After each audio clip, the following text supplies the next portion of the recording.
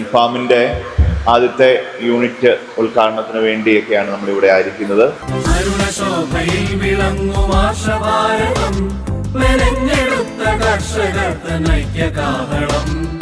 റെമിജിയോസ് ഇന്ദ്രാണി പിതാവ്, താമരശ്ശേരിയുടെ പിതാവായിട്ടുള്ള റെമിജിയോസ് ഇന്ദ്രാണി പിതാവാണ് ഇൻഫാമിൻ്റെ ദേശീയ രക്ഷാധികാരി.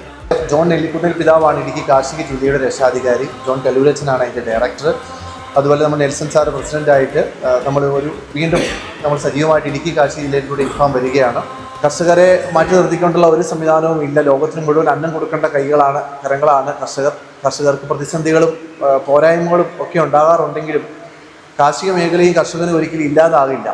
അതുകൊണ്ട് തന്നെ കർഷകൻ എന്തെങ്കിലുമൊക്കെ പ്രശ്നങ്ങൾ ഉണ്ടായാൽ തന്നെ അതിലൊക്കെ ഇടപെടാനുള്ള ഒരു സംഘടന എന്നുള്ള നിലയ്ക്കാണ് ഇൻഫാം മുന്നോട്ട് വരുന്നത്.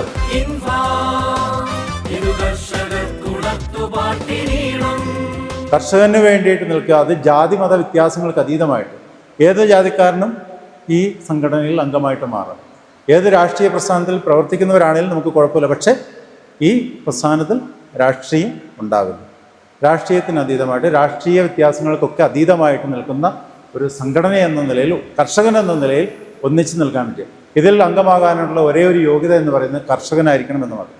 കർഷകരുടെ പ്രശ്നങ്ങളെ കൂട്ടായ ഒരു പരിശ്രമത്തിലൂടെ നേരിടുകയും സാധിക്കുന്ന വിധത്തിലുള്ള പരിഹാരങ്ങൾ കണ്ടെത്തുകയും ചെയ്യുന്നുള്ളതാണ് ഈ ഇൻഫാമിൻ്റെ 4ാമത്തെ ലക്ഷ്യമായിട്ട് പറയുന്നത്.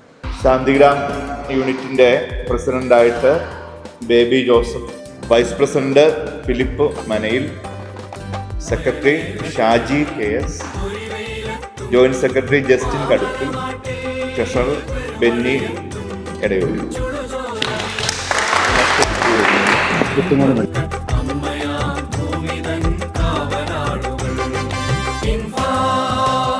അപ്പോൾ കർഷകരുടെ ശബ്ദമായിട്ട്, കർഷകരുടെ മുഖമായിട്ട് മാറാൻ ഇൻഫാമിന് കഴിയണം.